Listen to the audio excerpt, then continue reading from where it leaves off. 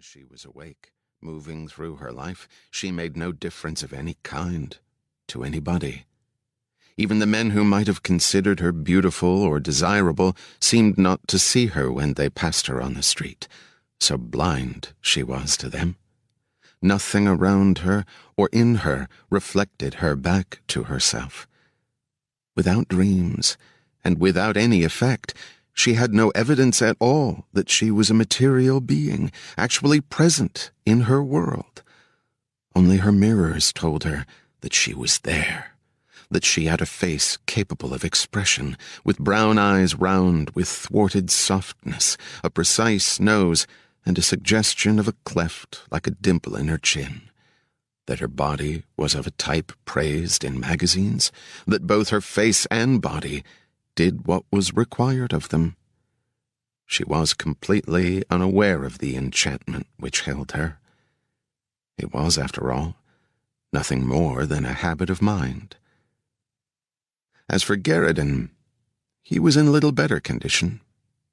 He was only an apt for the congery of imagers, in other words, an apprentice, and he had been given a task which would have threatened a master. In fact, the opinion of the congery was sharply divided about his selection. Some of the masters insisted this task belonged to him because all their auguring seemed to imply that he was the only possible choice, the only one among them who might succeed. Others argued that he must be given the task because he was the only one of their number who was completely and irredeemably expendable. Those who claimed that the act of bringing any champion into being was inherently immoral were secretly considered toadies of that old dodderer, King Joyce. And anyway, they were only a small minority of the congery. Apparently all auguries indicated that the realm couldn't be rescued from its peril without access to a champion brought into being through imagery. But how that translation should take place, and indeed who that champion should be, was less sure. The masters who considered Garridan expendable had good reason. After all, he wasn't just the oldest apt currently serving the congery.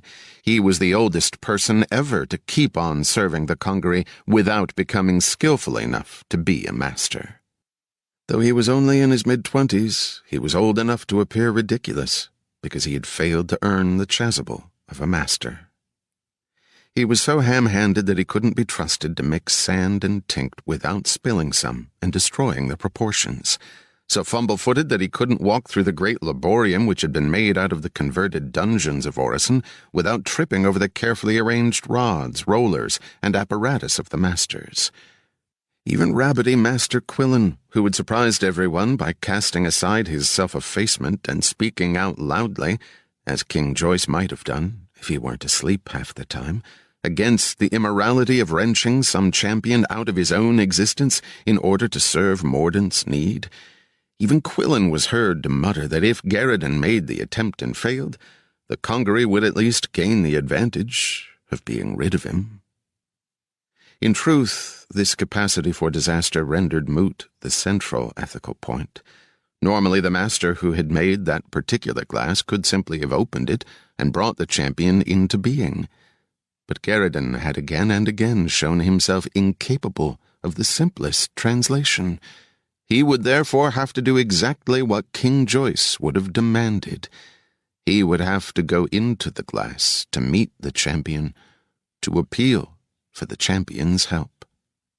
His advantages were a willing heart, ready determination, and a quality of loyalty usually ascribed to puppies.